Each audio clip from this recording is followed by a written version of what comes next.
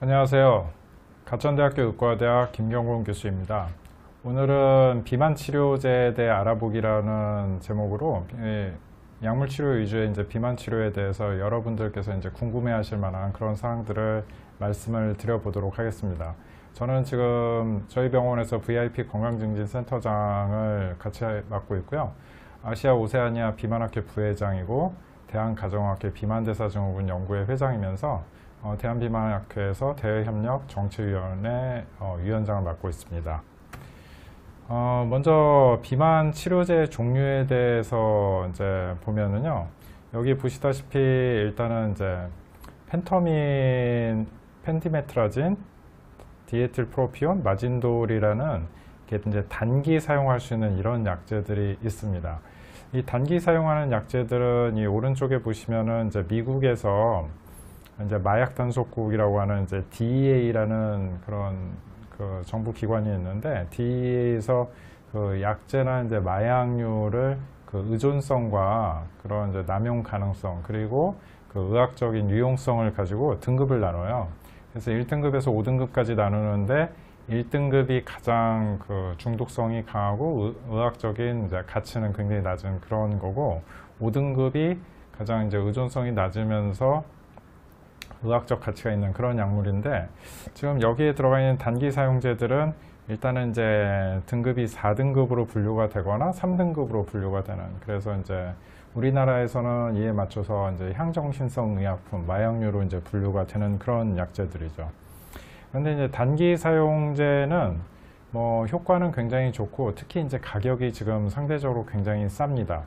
그런데 그에 비해서 문제점이 뭐냐면은, 여기서 보시다시피 의존성이 생길 수가 있기 때문에 뭐 이렇게 아주 추천되지는 않고, 비만이라는 게 그런 만성 질환이기 때문에 단기 치료는 별 효과가 없다라는 게 요즘에 그런 대세적인 그런 의견이고, 또 이런 것들은 교감신경 효연성 아민으로 분류가 되는데, 우리 몸에는 자율신경계에서 교감신경이라는 게 있고 부교감신경이라는 게 있는데, 교감신경은 우리가 흥분하거나 뭔가 이렇게 위험한 일이 닥쳤을 때 몸이 바짝 긴장하고 거기에 대응하는 그런 신경이 되겠죠. 부교감신경은 그에 비해서 우리가 음식을 먹거나 휴식을 취하거나 이렇게 나른해지는, 편안하게 쉬는 그러한 상태에서 활성화되는 그런 그 자율신경인데, 이게 조화를 맞아야 하거든요. 근데 교감신경계의 그런 효연성 물질들은 아무래도 더 사람을 긴장하게 되고 혈압도 올라오고 맥박도 뛰게 하는 그런 문제가 있기 때문에 그런 단점이 약간은 있습니다. 그에 비해서 지금 우리나라에서 현재 사용할 수 있는 장기 투여가 허가를 받은 그런 약제들은 오렐리스타트라는 위장 관계에서 지방분해 효소를 억제하는, 그래서 약을 먹으면은 대변에 이렇게 기름이 빨갛게 나오는 그런 약이 있죠. 그래서 오렐리스타트라는 게 있고, 식욕 억제제로는 콘트라브라는 것과 리라글루타이드라는 것, 큐시미아라는 이 세 가지가 있는데, 비만 치료를 받아보신 분이나 관심이 많으신 분들은 굉장히 요즘에 많이 이름을 들어보신 그런 약제들일 거예요. 특히 리라글루타이드는 이거는 성분명이고, 상품명은 삭센다라는 이름으로 팔리고 있는 약들인데, 이것들은 다 그 종류 계열은 다 다른 약제들입니다. 이 중에서 올리스타트나 콘트라브, 리라글루타이드는 그 의존성, 남용성은 없는 약제로, 그래서 마약류 분류에서는 완전히 빠져 있는 약제고, 큐시미아라는 약은 이 위에 단기 사용제인 펜터민하고 항간질제로 쓰이던 그 기존의 다른 약제와 병합제이기 때문에, 이 펜터민 때문에 펜터민과 같은 등급이 4등급으로 이게 비만 치료제 중에서 그 의존성이 있는 마약류로 분류가 되고 있습니다.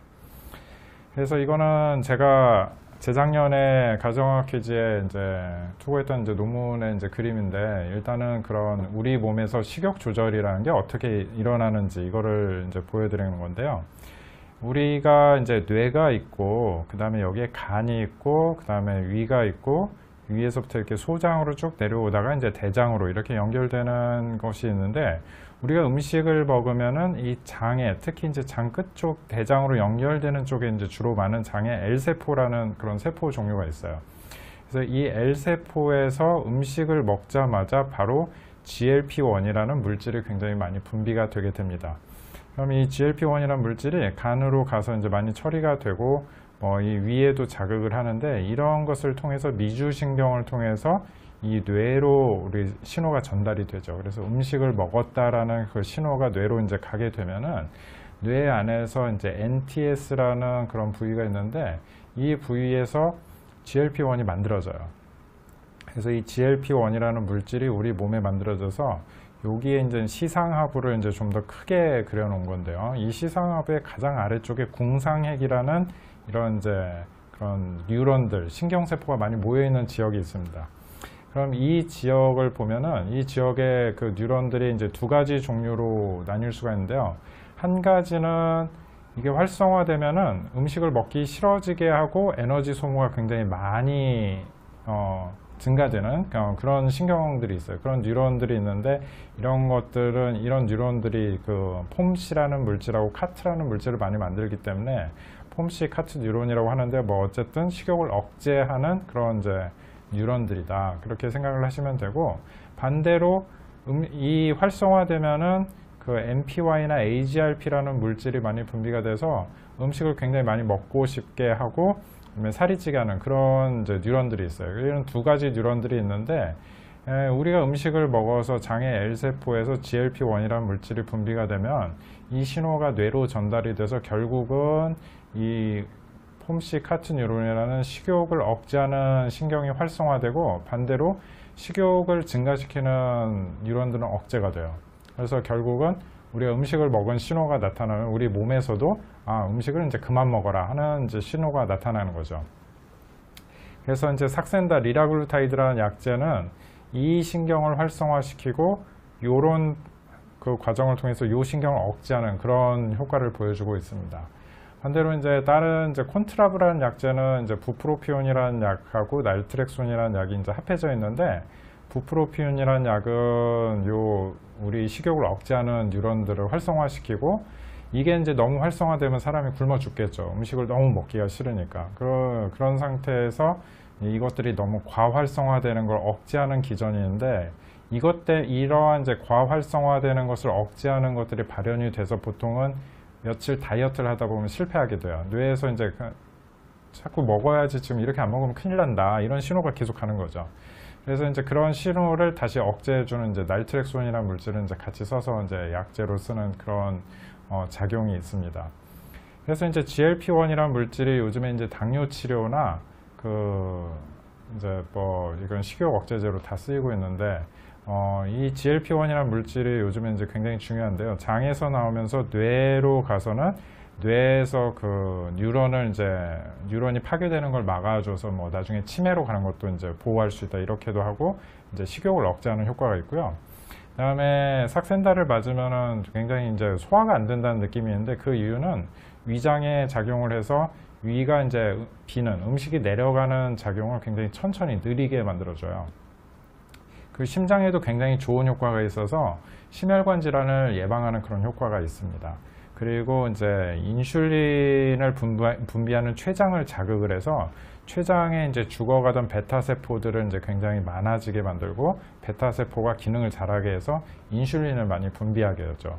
그래서 인슐린이 이제 간에 작용을 하면은 이 당이 만들어지지 않아서 혈당을 내리는 효과가 있고, 근육이나 지방 조직에서 피 속에 떠돌아다니는 그런 당을 빨리 이제 잡아들일 수 있도록 그런 역할을 합니다. 그리고 금방 어떤 청취자분께서 이제 올려주셨는데, 부프로피온은 이제 금연 치료 때도 본 것 같다고 말씀하는데, 뭐 현재도 금연 치료에도 많이 쓰는데, 금연 치료에 많이 사용하는 이유가 이제 요런 데도 작용을 하지만, 부프로피온이 조금 이따 이제 말씀드릴 그런 이제 중독, 이런 뭔가 이렇게 어떤 음식이나 물질이 우리 몸에 들어왔을 때 굉장히 좋은 느낌을 가지게 하는 것들을 이제 막는 효과가 있기 때문에 이제 이런 걸 쓰는 건데요. 맛있는 음식이나 이제 식품 신호라는 거는 우리가 이제 광고 같은 거나 아니면 이제 그 TV 채널에서 음식에 대해서 소개하는 그런 프로그램이 많잖아요. 그런 걸 봤을 때 보고 그냥 그런 정보만 얻는 게 아니라, 나도 먹고 싶다, 나도 참여하고 싶다, 이런 것들을 이제 그런 뇌에서 작용하게 하는 이제 그런 것을 식품 신호라고 하죠. 이런 것들이 들어왔을 때 이제 활성화되는 뇌 영역이 있어요. 그래서 이제 우리 뇌에 이제 굉장히 많은 부분들이 있는데 뭐 시상하부의 측면에 있는 그러한 이제 그런 핵들이라든지 아니면 뭐 여러 가지 아미그달라라든지 인슐라, 섬이라는 이러한 부분들이 이제 굉장히 다 작용을 해서 결과적으로는 앞에서 보여드렸던 대로 우리 몸에서 음식이 들어왔다 아니면 우리 몸에 이미 체지방이 굉장히 많다라는 신호를 가지고 식욕을 억제해야겠다 내지는 올려야겠다 이런 것들이 자꾸 오르락 내리락 하면서 우리 그 체중을 일정하게 만들려고 하는 기전이 있고 또 굉장히 전에 먹었더니 굉장히 맛있었다라고 생각하는 거를 이제 기억해서 또 먹고 싶다 또 그 음식이 보이면 빨리 먹어야지 그런 것들을 이제 기억하게 하는 이러한 이제 두 가지 그런 기전에 의해서 우리의 행동이 결정되는데 특히 이제 동물에서는 이게 더 강해요. 사람도 마찬가지지만 이 체중 감량이 굉장히 힘든 이유가 내가 되뇌 피질로 의지를 가지고 그만 먹어야겠다 체중을 빼야겠다 이런 생각을 하지만 나도 모르게 음식에 손이 가고 그걸 자꾸 먹으려고 하게 된다는 거죠. 그럼 동물 같은 경우에는 더 그래요. 만약에 이제 쥐를 가지고 생각을 해보자고 하면은 쥐가 여태까지 어떻게 그러면 이제 생존을 해왔겠느냐 생각을 하면은 음식을 보거나 아니면 냄새를 맡거나 뭔가 음식이 있을 거라는 신호가 왔을 때 빨리 반응해서 남보다 빨리 먹어야만 걔가 이제 생존을 할 수가 있었겠죠. 그런 유전자들이 후대에 전달이 되고 또 그러면서 어떤 녀석들은 음식을 딱 봐도 잠깐 멈추면서 주변이 안전한가를 보고 안전하다고 생각하면 달려가는 녀석들이 있고 그런 거 전혀 보지 않고 그냥 막 달려가는 녀석들이 있습니다. 그런 행동 패턴이라는 게 사실은 유전적으로 우리 몸에 이미 다 코드화되어 있기 때문에 나의 의지와는 다르게 내 몸이 움직이고 있는 것들이 굉장히 많이 있는 거죠. 사람도 그것을 완전히 벗어나기 힘들기 때문에 다이어트에 이제 실패하는 경우가 굉장히 많습니다. 그래서 그 식욕 억제제가 왜 필요하느냐 체중이 굉장히 많이 나가는 안정 체중 상태에서 앞서 말씀드렸던 이제 음식이 그 많이 들어와야 하냐 모자라야 하냐를 따지는 항상성 체계라는 게 있고 이 음식이 굉장히 맛있었다 아니면 나에게 굉장히 좋은 느낌을 주는 것이었다는 걸 기억하는 이제 쾌락 보상 체계라는 게 있는데 이 두 가지가 밸런스를 맞추면 체중이 일정하게 안정 체중을 이제 이루게 되는데 우리의 주변 환경 중에서 거대 환경이라는 게 있고 미세 환경이라는 게 있어요. 그래서 이제 미세 환경이라는 건 내 주변을 둘러싸고 있는 환경인데 내가 식단을 굉장히 건강한 식단으로 바꾸거나 운동을 열심히 한다. 그러면은 체중이 빠지겠죠. 그런 거 말고 만약에 이제 전쟁이 벌어졌다면은 음식이 먹을 게 굉장히 구하기 힘들어지고 계속 이제 도망 다녀하고 에너지 소모가 많아져서 내가 뜻하지 않아도 강압적으로 체중이 이제 빠지는 그런 상태가 됩니다. 그래서 이런 미세 환경이나 거대 환경을 조정을 해가지고 체중을 이제 조절하는 방법도 있겠는데 어쨌든 이제 체중이 이제 감소하게 된다 그러면은요 이 향상성 체계에서 식욕을 촉진하는 이런 이제 신경 전달 물질이나 몸 안에 이제 펩타이드라고 하는 물질들이 증가하게 되고 식욕을 억제하는 물질들은 감소하게 됩니다. 그러다 보니까 이 에너지 섭취와 에너지 소모가 원래는 밸런스를 이루고 있었는데 에너지 섭취를 강하게 늘리려고 하는 쪽으로 이제 기울어지게 되죠. 그래서 체중을 빼고 나면은 요요 현상이 오는 겁니다. 우리 뇌에서 우리 몸 안에서 일부러 그렇게 하는 거거든요. 그래서 이것을 그러면 억제하는 것은 우리 앞서서 말씀드린 대로 의지만 가지고는 굉장히 하기가 힘들다. 그래서 이런 것들을 도와주는 게 약물 치료나 아니면 이제 수술적 요법에 의해서 이런 것들을 도와드리려고 하는 것이죠.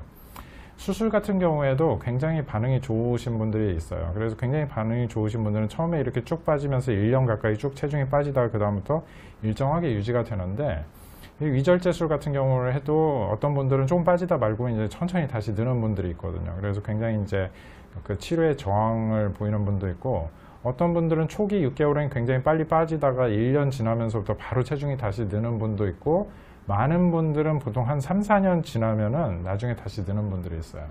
그래서 어떤 종류의 치료든지 위절제술이나 우회술 같은 걸 하신 분들조차도 결국 자기의 건강한 생활 습관을 찾지 않으시면은 나중에는 다시 이제 요요가 오기 때문에 약물도 마찬가지예요. 약물만 가지고 체중을 빼려고 하시는 게 아니라 그냥 체중을 빼려고 하면 앞서서 말씀드린 그런 여러 가지 우리 몸 안에서 체중을 일정하게 아니면 늘리려고 하는 이제 그런 기전이 있기 때문에 너무 힘드니까 그 힘든 것을 조금 편하게 해드린다. 그런 면에서 이제 치료제를 이용한다 생각하시면 되겠습니다. 몇 가지 약제들의 이제 특징을 잠깐 말씀을 드리면요. 콘트라브라는 식욕 억제제는 그 임상 연구를 하면서 이게 우리가 이제 굉장히 장기간 써야 하기 때문에 심혈관 질환의 안전성이 있는지 꼭 이제 확인을 하게 되어 있습니다. 그런데 콘트라브라는 약은 그 심혈관 질환, 우리가 이제 영어 약자로 CVD라고 얘기를 하는데 그런 연구를 하다가 중간에 이제 임상 연구를 그만뒀어요. 왜 그만뒀냐면 이게 하다 보니까 제약회사에서 이제 데이터를 딱 비교하니까 자기들 약제를 쓰는 군이 굉장히 좋게 나왔거든요. 사실은 이제 정해진 기간 동안 끝까지 보고 나서 결과를 분석을 해야 하는데 중간에 미리 이제 자기들이 데이터를 열어보고 이제 좋다고 해서 이제 막 뉴스에도 나오고 그러기 때문에 이렇게 하면은 이제 임상 연구가 이게 객관적으로 진행이 안 되기 때문에 중단했기 때문에 아직 확실하지 않은 약입니다. 그래서 처음에는 굉장히 이렇게 그 차이가 벌어졌었죠. 벌어지는 단계에서 발표가 돼버렸는데 나중에 가면 이제 또 비슷해지는 이런 문제가 있거든요. 그래서 심혈관 질환에 대해서 안전성이 약간 미미하고 삭센다, 리라글루타이드 같은 경우에는 굉장히 이제 장기간 임상 연구를 했는데 이거는 이제 삭센다에 대한 건 아니고 삭센다는 이제 3.0mg까지 이제 고용량으로 쓰는 요법이고 삭센다 말고 이제 빅토자라는 이름으로 팔리는 1.8mg까지 저용량으로 이제 사용한 임상 연구 같은 경우에는 확실히 약을 쓰면은 심장병이 협심증이나 심근경색이 덜 생긴다라는 그런 좋은 연구 결과가 있습니다. 그래서 오히려 이제 심혈관 질환에 위험도가 있으신 분들은 이 리라글루타이드를 사용하시는 게 훨씬 더 안전하거나 오히려 더 좋은 거죠. 큐시미아라는 약이 현재까지 나온 약 중에서는 이제 가장 체중 감량 성적은 좋습니다. 그래서 뭐 아주 보수적으로 분석한다고 하더라도 초기 체중의 10%, 10kg 정도는 너끈히 빠지는 약이고 뭐 자기가 생활 습관만 더 바꾸면 그보다도 훨씬 더 많이 뺄 수 있는 이제 그런 약이죠. 그런데 이제 이 약제를 쓰면은 혈압도 떨어지고 그 여러 가지 콜레스테롤에도 이제 좋은 영향은 주는데 근데 이렇다고 해서 인슐린 분비나 이제 당뇨병에서도 이제 어느 정도 좋은 효과는 있지만은 심혈관 질환에 대해서 안전한지는 아직까지는 이제 불분명하고 약제 이제 한 성분이 이제 펜터민이라는 성분이기 때문에 이제 교감신경이 좀 올라갈 수 있어서 심혈관 질환에 아주 안전한지는 아직 좀 불명확해요. 그리고 이제 리라글루타이드라는 거는 이거는 이제 미국 당뇨병학회에서 올해 이제 당뇨병 치료에 대한 가이드라인으로 이제 그 내세운 건데 이 내용을 여러분들께 이제 소개시켜 드리려는 건 아니고 여기에 보면 이제 GLP-1RA라고 써져 있는 이렇게 빨간색으로 표시되어 있는 부분이 되게 많습니다. 그래서 이 GLP-1RA의 대표적인 게 이제 앞서 말씀드렸던 리라글루타이드인데 당뇨병이 있는 사람들한테는 굉장히 여러 가지 경우에 있어서 리라글루타이드로 혈당 조절하는 걸 추천할 정도로 굉장히 혈당 조절, 당뇨병이 이제 굉장히 좋은 약으로 인정이 되고 있는 거죠.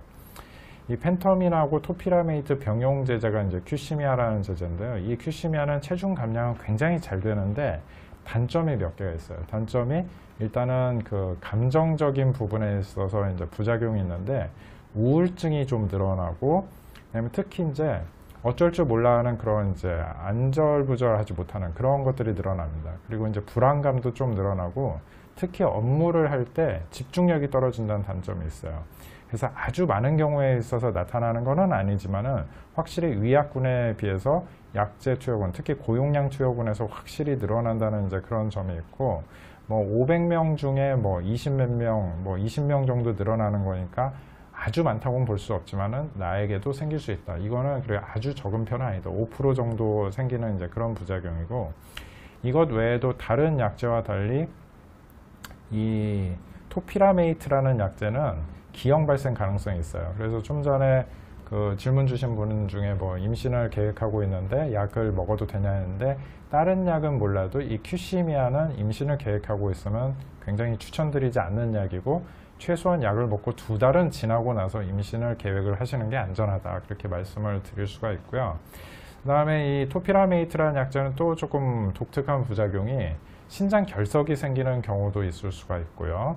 그 다음에 이제 녹내장이 생기는 경우도 아주 드물게 있어요. 그리고 또 생길 수 있는 부작용 중에 하나가 이 미각이 변한다든지 손발 감각이 조금 변하는 그런 경우가 있거든요. 그래서 그런 경우가 생길 것 같으면은 미리 빨리 약제를 중단하시면 괜찮다. 예, 그렇기 때문에 그런 것들은 아주 중요한 부작용들은 미리 알고 드시는 게 좋다. 예, 그렇게 알고 계시면 되겠습니다.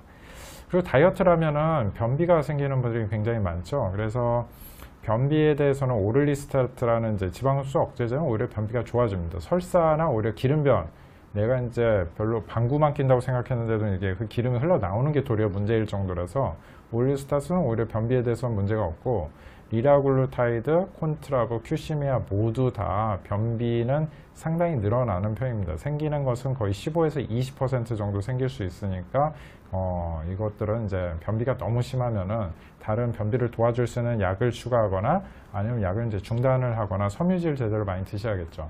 특히 이 오릴스타트 같은 경우에는 오히려 설사 가깝게 이렇게 유발을 할 수가 있기 때문에 오히려 오릴스타트하고 같이 쓰는 방법도 괜찮을 것 같아요.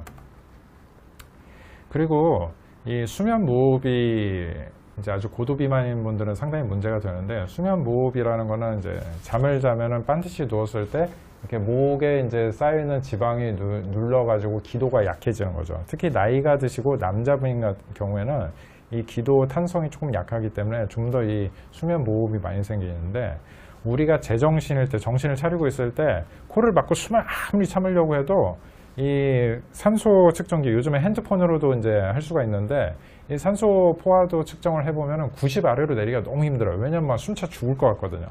그래서 결국 못 참고 이렇게 숨을 쉬어야 하는데, 이 수면 무호흡인 분들 이렇게 밤에 잠잘 때 이 산소 포화도 해보면 80% 내지는 80% 밑에까지 내려가신 분들도 있어요. 굉장히 산소 포화도가 심하게 떨어집니다. 그런 상태에서 잠을 자려고 하면 잠자는 내내 누가 내 목을 그냥 계속 조르고 있는 거나 마찬가지 느낌이 있는 거죠. 그렇기 때문에 잠을 깊이 못 자고 잠자면서 계속 약하게 깼다가 또 다시 잠잤다가 약하게 깼다가 잠잤다 하는 건데, 그런 횟수가 1시간에 여기에서 보면은 치료하기 전에 45번, 거의 1분에 한 번꼴로 계속 이렇게 잤다 깼다 잤다 깼다, 이게 숨이 멈췄다 쉬어졌다 이거를 반복한다는 거죠. 이런 것들이 있고요. 체중을 많이 빼보니까 이것들이 급격히 떨어지는 겁니다. 그래서 1시간에 19회, 14회까지 떨어지죠. 그래서 이게 이제 큐시미아를 가지고 한 임상 연구인데, 체중을 굉장히 많이 빼면은 수면 무호흡이 굉장히 좋아질 수 있다. 네, 이런 결과가 있고요. 반면에 이제 불면증도 이제 약제에 의해서 많이 유발이 되는데, 오릴리스타트 같은 경우에는 뭐 불면증하고 뭐 전혀 관계가 없기 때문에 뭐 아예 연구 자체를 안 하는 거고, 리라글루타이드, 삭센다는 고용량일 땐 약간 늘어날 수도 있겠지만은 그렇게 크게 늘어나는 것 같지는 않다, 그렇게 생각을 하고, 콘트라브는 일률적으로 늘어나진 않는데 늘어나는 사람이 있습니다. 그래서 수면장애가 생기면은 약을 먹기가 상당히 힘들어져요. 그래서 만약에 그런 게 있다고 약을 드시다 그런 게 있다고 하면은 전문의 선생님하고 상의를 하셔서 뭐 약제를 바꾼다든지 뭐 다른 방법을 이용을 하시는 게 좋고요. 큐시미아는 아주 심하게 온다기보다 전반적으로 용량이 늘어나면은 이 불면증은 조금 더 올 수 있다. 이제 그런 문제점이 있습니다. 중간에 질문 주신 분들이 있는데요. 뭐 오징어를 먹으면 살이 빠지냐고 물어보신 분 계신데, 뭐 체중을 빼실 때는 뭐를 먹어가지고 체중을 빼려고 하시는 것보다는 뭐를 안 먹어서 체중을 빼시려고 하는 게 좋겠어요. 그래서 뭐 기존에 먹을 거 다 먹고 오징어 더 드신다고 해서 체중이 빠질 리는 없고요. 그다음에 이제 펜터민을 먹고 있는데 화이자 접종 때 이제 같이 먹어도 되냐, 이제 그런 걸 물어보셨는데, 지금 코로나 예방 접종은 이게 이제 항체가 만들어질 때 굉장히 많은 체력을 요구를 합니다. 그래서 부작용이 이제 생기는 분들이 꽤 많죠. 몸이 힘들기 때문에 가급적 예방 접종 맞기 며칠 전이나 맞고 나서 한 2, 3일까지는 몸을 편하게 해주시는 게 좋아요. 그래서 그 기간 동안에는 펜터민이 문제가 아니라 체중 감량 자체를 시도를 안 하시는 게 좋다. 잠시 쉬시고 그냥 편안히 드시고 좀 그런 다음에 체력이 회복이 되면 그 다음부터 이제 다시 체중 감량을 시작을 하시는 게 좋겠어요. 금방 말씀드린 이제 장기간 체중 감량에 대한 그런 이제 약제들의 이제 장단점을 보면은, 이 심혈관계 안전성에 대해서는 리라글루타이드, 삭센다가 가장 좋을 거라고 생각을 하고요. 이거는 오히려 이득이 있을 것이다. 오릴리스타트, 제니칼 같은 약제들도 굉장히 괜찮을 거라고 보고, 콘트라브나 큐시미아는 아직 이것이 좋은지 나쁜지 확실하지 않다 이렇게 생각을 하시면 되고요. 체중 감량 효과로 보면 오릴스타트가 가장 약하고 그 다음에 콘트라브, 리라글루타이드, 삭센다가 조금 더 셀 거라고 보고 큐시미아가 가장 강하다 그렇게 생각하시면 되고요. 부작용은 오릴스타트는 굉장히 미미하고 이게 이제 불편하기만 하지 뭐 대변만 조절이 되면 다른 부작용은 심각한 부작용이 있긴 있지만 아주 드문 거고, 리라글루타이드, 삭센다 같은 경우에는 여러 가지 이제 부작용이 있긴 있는데 그렇게 아주 심하지는 않습니다. 그리고 뭐 좀 전에 뭐 삭센다 불면증이 배고파서 그런 게 아니었나 봅니다. 뭐 이런 코멘트 달아주셨는데 뭐 그거는 배고파서 그럴 수도 있고 약제 자체 때문에도 이제 그럴 수도 있습니다. 그 다음에 이제 큐시미아 같은 경우에는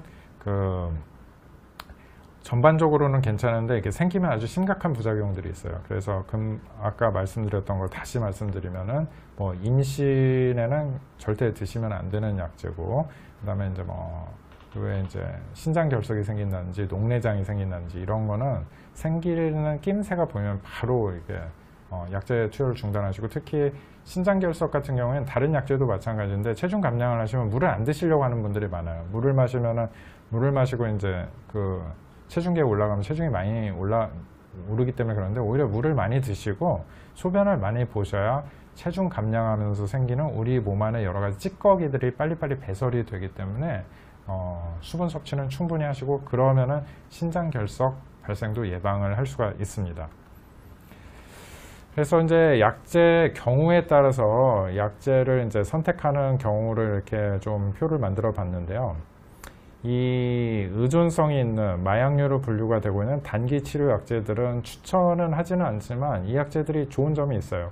굉장히 장기적인 심각한 부작용은 굉장히 적은 편입니다. 심각한 부작용은 적은데 그 의존성도 이제 상당히 고용량을 썼을 때 의존성이 생기거든요.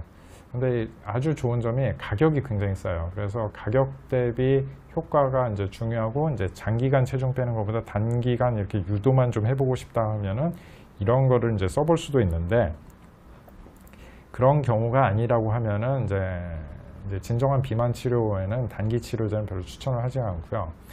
심혈관 질환 위험이 높은가, 내가 예전에 협심증 같은 걸 알았었는가, 뭐 그 심장 혈관이 별로 좋지 않다는 얘기를 들은 적이 있는가, 당뇨병이나 고혈압 같은 게 이제 많은가, 아니면 뭐 건강검진 했는데 뭐 경동맥이 좋지 않다는 얘기를 들었는가, 그런 게 있다고 하면은 우선적으로는 이 삭센다, 리라글루타이드를 쓰는 게 가장 좋고, 그거 외에 이제 오릴스타트, 제니칼 같은 약이 가장 안전합니다.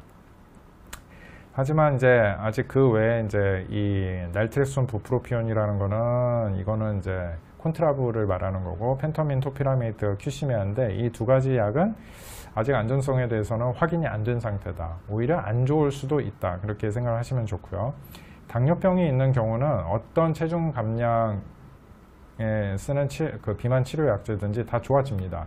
좋아지는데 그 중에서 가장 많이 좋아지는 거는 리라글루타이드다. 그렇게 생각하시면 되겠고요. 기분이 불안정한가, 내가 우울증이나 불안증이 있고 뭐 정신과에서 약제 치료를 받고 있는가, 그렇다고 하면은 정신과에서 약을 안 먹고 있는 상태라고 하면은 날트렉손 부프로피온이 괜찮습니다. 그래서 콘트라브가 오히려 이제 우울증도 좋아지게 하고 불안증도 조금 좋아지게 하는 그런 좋은 효과가 있어요. 그거는 이제 이 부프로피온이라는 게 원래는 이렇게 항우울제거든요. 우울증 약이기 때문에 이제 그런 좋은 효과가 있는데, 그게 아니라 이제 다른 약을 먹고 있다, 항우울제를 먹고 있다든지, 아니면 무슨 이제 항정신병 약제를 먹고 있다든지, 수면제 같은 걸 먹고 있다라고 하면은 이 약제가 상호작용이 있을 수가 있기 때문에 별로 이제 추천할 만하진 않고, 그럴 때는 이 삭센다, 리라글루타이드가 가장 이제 임상 연구 결과에서는 그런 경우에도 안전성은 있을 거라고 이제 예측할 수 있는 그런 임상 연구 결과가 있고요.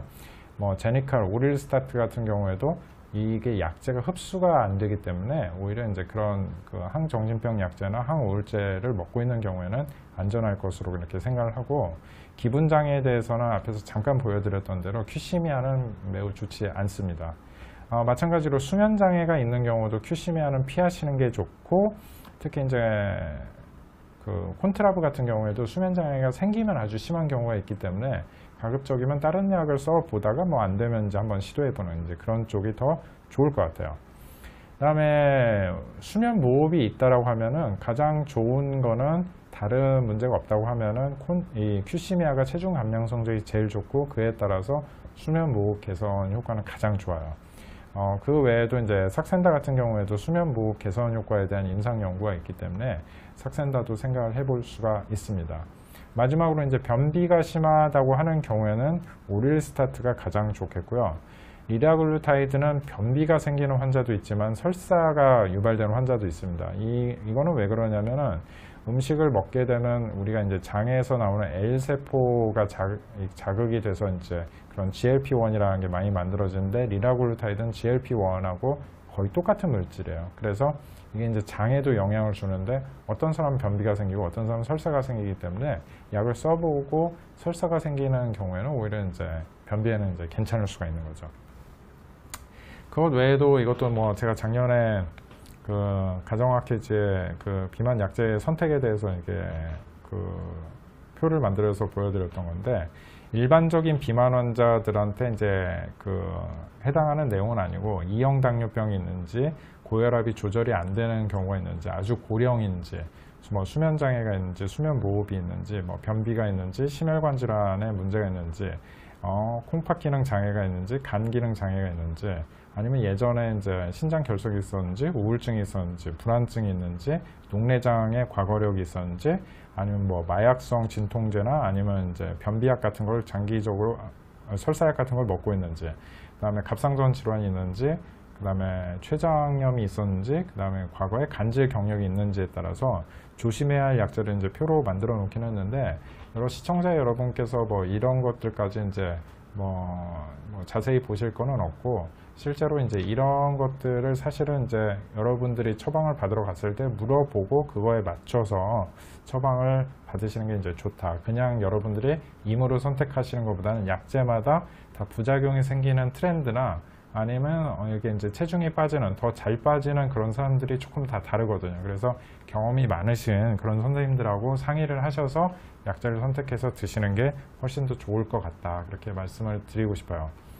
저는 인천 그 남동구 구월동에 있는 가천대 길병원에서 일하고 있는데 저희 병원이 이제 뭐 좀 역사가 있고 처음에는 아주 조그만 병원으로 시작해서 건물 하나씩 올리다 보니까 건물이 다 이렇게 뿔뿔이 흩어져 있어요. 그래서 이 중에서 그 심장혈관센터, 암센터, 응급치료센터가 이제 서로 같은 건물에 붙어 있는데 이 건물 13층에 저희 가정의학과가 있고 대사비만 센터가 있습니다. 그래서 저희가 그 대사비만 수술도 굉장히 많이 하고 있고 수술 후 관리 같은 것도 이제 제가 같이 하고 있고 저희 병원에 이 대사비만 수술을 하시는 외과 선생님이 굉장히 수술을 잘 하세요. 그리고 이제 관리도 잘 해주시고 그러기 때문에 이런 뭐 비만 치료나 그 수술에 대해서 관심이 있으시면 뭐 저희 병원에 오셔서 상담을 받으시면은 뭐 성의껏 여러분들의 궁금증에 대해서 다 설명을 해 드리겠습니다. 그래서 뭐 질문 나온 거 몇 가지 이제 보면은 운동과 병행해서 복용하면 뭐 비만 치료제 먹는 게 괜찮겠냐 했는데 비만 치료제를 이제 다른 병원에서 이제 처방을 받아가지고 오신 분들에게 제가 보면은 조금 이제 안타까운 게 한 봉지에 약이 너무 많이 들어있어요. 그런데 이제 그렇게 많은 약이 들어있다고 해서 효과가 잘 나는 것은 아닙니다. 약제가 많으면 많을수록 오히려 이제 부작용 가능성만 많아지기 때문에 약제는 한 가지 내지 아니면 이제 아주 필요한 경우 뭐 2가지 정도 이렇게 아주 단순하게 쓰는 게 훨씬 더 안전하신 거고 말씀드렸던 대로 비만 치료제 자체는 비교적 안전한 약입니다. 그리고 그 의존성이 생길 수 있다는 약들도 보통 통상 용량 내지는 그보다 저용량으로 쓰면 의존성이 잘 생기지 않아요. 그런데 원래 허가됐던 그런 용량 이상으로 쓰든지 굉장히 뭐 장기간 계속 쓰다 보면은 약을 먹지 않으면은 식욕이 올라가는 그런 것 뿐이 아니라 오히려 막 기운이 없고 나른하고 약을 뭔가 먹어야만 내가 일상생활을 할 수 있는 것 같은 그런 이런 느낌을 말씀을 하시는 분들이 많아요. 그래서 약은 안전하게 쓰면은 괜찮고 운동과 병행을 해야만 하고 자기 스스로 건강한 다이어트는 꼭 하셔야 합니다. 그리고 시중에서 판매하는 다이어트 약과 비만 치료제가 연관성이 좀 있나요? 했는데 원래 이제 비만 치료제는 전문 의약품이기 때문에 이제 처방을 받지 않고 그냥은 사실 수가 없죠. 그래서 이제 그런 약들은 반드시 이제 처방을 받아서 쓰시는 것이고, 만약에 이제 시중에서 판매돼서 그냥 사셨다고 하면은 그런 이제 전문 의약품이 아니거나, 아니면은 이제 전문 의약품인데 이제 불법적인 경로를 통해서 이제 판매가 된 경우이기 때문에 그런 것은 이제 처방을 받아서 쓰시는 약제하고 이제 다르다 생각하시면 됩니다. 제가 이제 지인들에게 이제 추천해 주는 약이라고 하면은, 약제 중에서 안전성으로만 따진다고 하면 이제 장단점이 있는데, 안전성만 가지고 따진다고 하면은 삭센다가 제일 좋아요. 근데 삭센다는 참 그 부작용이나 이런 것들은 다 사람들이 견딜만 하고 크게 문제가 되지 않을 만한 약인데, 제일 문제점은 가격이 너무 비싸거든요. 그래서 약은 좋지만은 가격이 너무 비싸서 쉽게 이제 추천하기는 조금 어렵고, 가격이 문제가 된다고 하면 이제 그 외에 이제 콘트라브나 큐시미아 이런 것들이 이제 상황에 맞게 이제 드시면 효과를 보시는 분도 많고, 그 외에 의외로 그 오릴스타, 제니칼 같은 약제도 보통 이제 체중 감량 효과가 굉장히 낮다고는 되어 있지만은 실제로 써보면 굉장히 또 잘 받으시는 분들이 있어요. 가장 중요한 거는 내가 건강한 생활 습관을 얼마나 가지려고 하느냐, 그게 제일 중요한 거고요. 그거를 도와주는데 어떤 약이 더 맞을 거냐라는 걸 이제 찾는 거지, 일률적으로 가장 좋은 약은 없다, 그렇게 생각을 하시면 됩니다.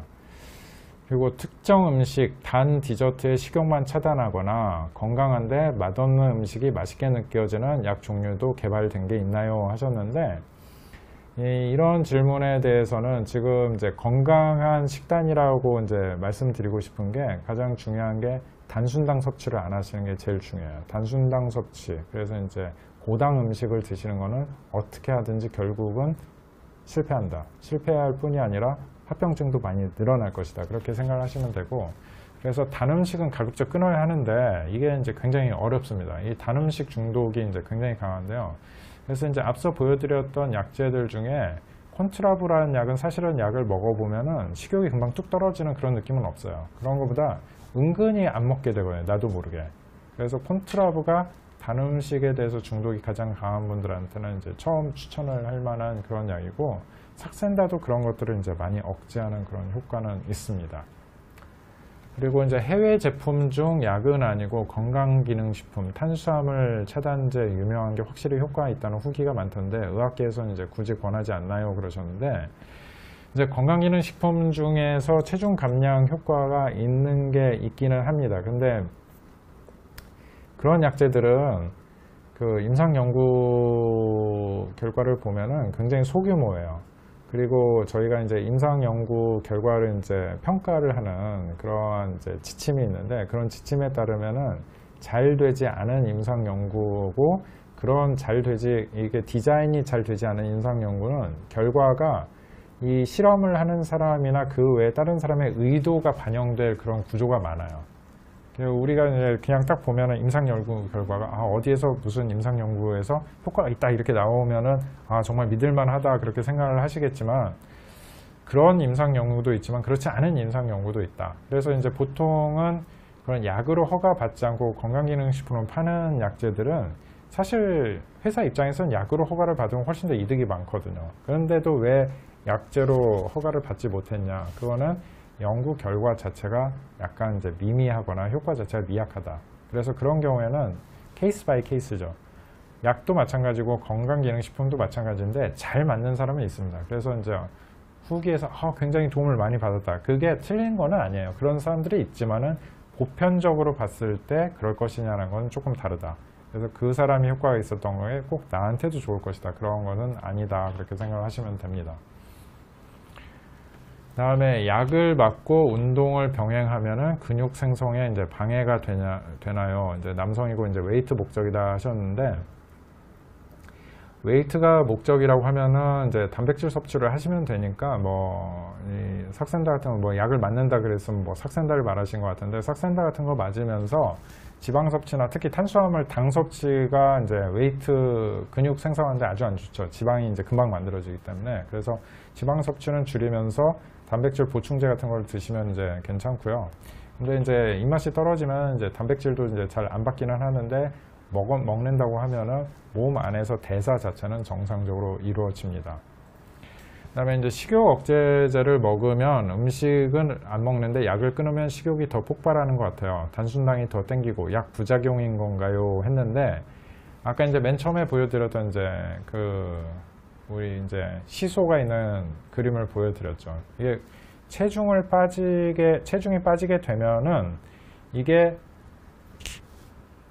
내가 의도하지 않아도 뇌 안에서 체중을 다시 회복시키려고 하는 그런 이제 작용이 있습니다. 그래서 그게 아주 굉장히 오랫동안 그 상태가 유지가 돼야 우리 몸 안에서 이게 위기 상황이 아니구나 그렇게 생각을 하는 거예요. 처음에는 체중이 빠지는 것은 뇌에서 생각할 때는 굉장히 위기 상황이라고 생각하는 거예요. 이거는 큰일 난다. 이렇게 계속되면 내 생존이 위태롭다.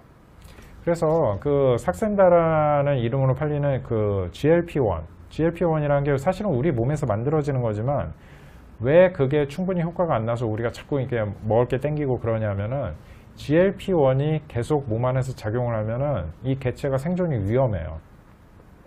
그렇기 때문에 우리 몸 안에서는 GLP-1이 필요한 만큼만 효과가 나고 바로 효과가 못 내게 하는 그런 여러 가지 그 기전들이 있어요. 그래서 GLP-1을 바로 분해를 시켜버린다든지 GLP-1 수용체가 작동을 못하게 막는 그러한 그 여러 가지 몸 안에서 이렇게 그 보호하는 그런 조절 기능이 있는데 그런 게 굉장히 올라가는 거죠. 그래서 그렇게 일부러 이제 그런 것들을 피해갈 수 있는 것을 약으로 만든 거고 사실은 그런 것들이 굉장히 활성화되는 사람들도 있습니다. 그래서 저희 병원에서도 이제 그 소매절제술 같은 그 위절제술 수술을 하시고 난 다음에 보통 분들보다 음식을 못 먹는 기간이 너무 길어지시는 분들이 있어요. 그래서 그런 경우에는 오히려 체중이 너무 말라가지고 오히려 더 안 좋아지거든요, 건강이. 그래서 그런 분들이 오히려 일정한 양만큼 식사를 하실 수 있도록 도와드리는 그런 치료도 하는 경우가 있어요. 그런 경우가 뭐 100명에 1명 정도 있지만은 오히려 우리 몸에서 요요가 생기는 거는 우리 몸을 오히려 보호하는 그런 작용이고 그런 것들을 피해 나가려고 하면은 약에만 의존해서 체중을 감량하려고 하시는 게 아니라 건강한 식사 습관을 만드셔야 하는 거거든요. 특히 저도 뭐 다이어트를 이제 뭐 우리 환자분들한테 뭐 이렇게 권해드리는 거 뭐 다 해보고 그러지만 하면은 이제 뭐가 문제냐면 제일 힘든 게 눈에 보이는 걸 참는 건 아주 힘듭니다. 그래서 집안에 아예 그런 이제 단순당이 많은 간식 자체를 아예 없애면은 사실 귀찮아서 나가서 사 먹고 싶지는 않아요. 그런데 이제 눈에 보이면서 참아야지 이거는 정말 그 나 자신을 괴롭히는 행동이라는 거죠. 그래서 처음부터 이제 그런 것들을 없애면은 그럼 훨씬 더 이제 다이어트가 하기 좋은 거고 그게 익숙해진다. 그리고 내가 조금 먹고 이 정도면 배가 충분히 불렀어 하는 게 이제 익숙해지는데 보통 그것을 이제 3-4달 정도는 가야 그게 익숙해진다고 보거든요. 그래서 체중이 생각만큼 이렇게 쭉 그냥 빠지는 게 아니라 어느 정도 빠지면은 뇌에서 이렇게 어떻게든지 체중을 올리고 음식이 보이면 막 먹고 싶게 만드는 그런 작용이 있기 때문에 정체기가 와요.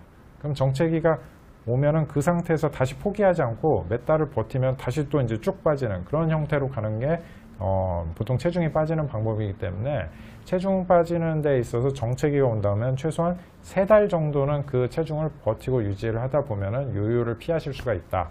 이렇게 생각을 하시면 되겠어요.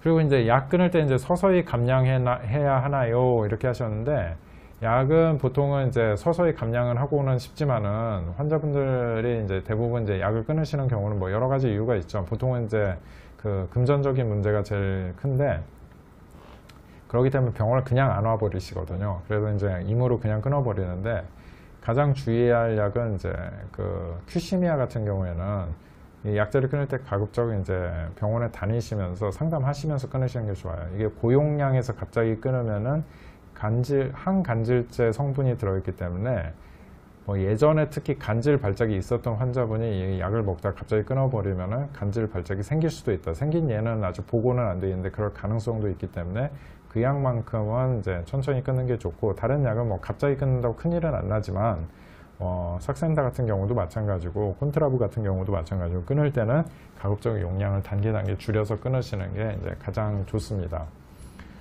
그리고 뭐 어지럼증 비만과 연관이 있나요? 이렇게 물어보신 분인데 어지럼증은 가장 흔한 것은 이제 긴장성 두통 때문에 생기는 어지러움이 많은데 운동을 안 하셔서 그래요. 그래서 뭐 비만 자체보다는 이게 이제 비만하신 분들이 이제 운동이나 스트레칭을 많이 안 하시니까 그런 이제 어지러움증이 생길 수가 있고요. 그다음에 이제 당화혈색소는 5.2인데 조금만 과식하면 바로 공복 혈당 100이 넘어서 가능한 당뇨 식단으로 먹으려고 신경 쓰는데 뭐든 야채 먼저 먹으면 혈당 스파이크 방지 효과가 있다고 들었어요. 혹시 이런 식습관이 혈당 관리뿐 아니라 체중 감량에도 이제 좋은 영향을 미치나요 했는데, 이런 것은 이제 이런 것이 아주 좋다라는 임상 연구는 이제 아주 정확한 그런 것들은 없는데 통상적으로는 좋다고 봅니다. 그래서 이런 것들을 이제 그 당 지수라고 하죠. 예전에 이제 몇 년 전에 이제 굉장히 유행했던 그런 다이어트 중에 하나인데, 당 지수라는 거는 음식을 먹으면은 이게 이제 굉장히 우리 몸에서 분해와 흡수가 빠른 음식들이 있어요. 그런 것들은 이제 당 지수 측면에서 보면은 거의 이제 설탕 같은 경우를 예를 들면 설탕은 2당류인데 이것들은 우리가 먹으면은 소화라는 단계가 필요가 없어요. 그냥 흡수가 그냥 쭉 돼버리거든요. 그래서 이제 이런 것들은 바로 흡수가 되고 그러면 혈당도 바로 올라가고, 혈당이 바로 올라가면 신호가 강하게 나와서 이제 인슐린 분비도 굉장히 강해지는데 그럼 혈당이 또 뚝 떨어져요. 근데 이런 단순당이 굉장히 많아지게 되면은 이 혈당의 그 오르락 내리락함이 굉장히 심해지고, 이런 것들은 일단은 췌장세포에 굉장히 무리를 주기 때문에 나중에 당뇨가 더 쉽게 올 수가 있는 거죠. 근데 비만, 이 체중 감량에서 더 중요한 거는 뭐냐면은 이것들은 바로 뇌로 가버린다는 거예요. 이 단순당 섭취를 굉장히 많이 하면은 바로 혈당이 올라가면서 이 신호가 뇌로 가기 때문에 이것들은 굉장히 뇌세포에서 아까 맨 처음에 보여드렸던 그 시상하부에 있는 식욕을 억제하는 뉴런들의 기능을 떨어뜨리게 됩니다. 그래서 이제 환자분들한테 많이 이게 말씀드리는 예가 뭐냐면, 우리가 아주 어린 애들, 뭐 조카분들이나 혹시 뭐 자녀분들, 어린 자녀분들이 있으면은 뭐 그런 경험이 있으실 거예요. 음식을 먹으라고 식탁에 앉혀놓고 밥을 차려서 먹으라고 하면은 금방 메수저 뜨다가 딴짓하고 돌아다니거든요. 그럼 막 엄마가 막 화가 나죠. 근데 그런 것들이 애들이 못 돼서 그런 게 아니라, 애들 같은 경우에는 음식이 들어왔다는 신호가 나오면 바로 뇌에서 음식을 먹지 말아라고 하는 신호가 나오는 거거든요. 그러니까 먹는 것을 집중을 오래 못하는 거예요. 그런데 크다 보면은 훈련도 훈련이지만 자꾸 특히 단순당에 노출이 많이 되면은 그런 뉴런의 기능이 떨어지는 거죠. 그럼 비만이 되면 어느 정도 체중이 넘어버리면은 그때는 어떻게 되느냐면, 배 터지게 음식을 먹었는데도 새로운 음식이 나오면은 이게 배가 부르니까 그만 먹어야 되는 게 아니라 저것도 또 먹어봐야겠다, 이런 느낌이 드는 거예요. 그래서 뇌 안에서 자체적으로 원래 타고날 때 체중을 일정하게 유지를 하려고 하는 그런 항상성 기전이 이미 파괴된 상태가 비만이고, 이제 그게 이제 점차 고도 비만으로 가는 거죠. 그래서 음식의 흡수 속도를 느리게 하는 게 굉장히 중요하고요. 그렇기 때문에 미리 야채 같은 섬유질이 굉장히 많은 음식, 아니면 이렇게 단백질 같은 것들이 많은 음식하고 같이 복합적으로 복잡하게 음식을 골고루 드시는 게 오히려 이제 다이어트에는 좋을 것 같다. 그렇게 생각을 하시면 됩니다. 그 다음에 이제 삭센다는 1, 2회 정도만 맞아도 되는 건가요? 하셨는데, 1, 2회 맞아가지고는 전혀 효과가 없습니다. 그래서 이제 어느 정도 이제 충분히 쭉 지속적으로 맞으면서 용량이 충분히 그 이제 맞으시는 환자분들한테 이제 적당히 맞는 용량이 있기 때문에 그걸 찾아서 이렇게 하셔야죠.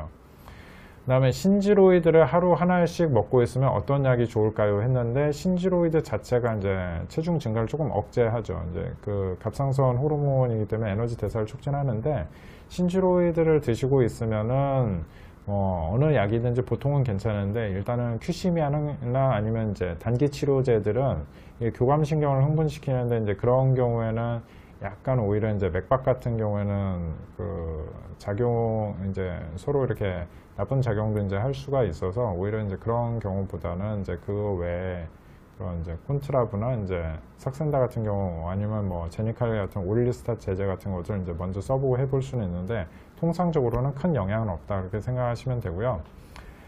인공 감미료 체중 증가 관계 연구된 게 있나요? 했는데, 인공 감미료는 이제 칼로리는 없기 때문에 오히려 이렇게 그 단순당, 특히 이제 과당이나 설탕류보다는 좀 더 나을 것 같다고는 이제 생각을 하고, 정 이렇게 단맛을 못 참는 분들한테는 추천은 해 드립니다. 하지만 뭐 그렇게 이제 인공 감류를 일부러 드실 필요는 없고 가급적 단맛에 대해서 중독을 이제 탈피한다고 생각을 하시는 게 좋고요. 장내세균 관련해서는 장내세균은 음식 먹는 거에 굉장히 영향을 많이 받아요. 그래서 꼭 인공 감미료뿐이 아니라 일단은 음식 먹는 양을 어느 정도만 줄이시면은 며칠만 줄여도 장내세균이 굉장히 호전이 되거든요. 그래서 이제 굉장히 여러 가지가 그 영향을 주는데 오히려 이렇게 이제 단순당 같은 게 많이 들어오거나 우리 몸에서 흡수하고 남는 에너지가 장에 많이 굴러다니면 그만큼 이 장내세균에는 이제 굉장히 좋지 않을 것이다. 그리고 그것 때문에 이제 배변 습관이 굉장히 안 좋아지고 오히려 피부 트러블도 더 많이 생길 수 있는 거죠. 많은 분들이 그 시청해 주신 것 같은데 뭐 이렇게 관심 있게 시청해 주시고 이제 여러 질문을 올려주셔서 감사하고요. 뭐 체중 때문에 고민하시는 많은 분들이 다 이렇게 건강한 생활 습관 가지시면서 체중 감량에 성공하시고 더 건강해지시기를 바라면서 오늘 제 말씀은 이것으로 마치도록 하겠습니다. 감사합니다.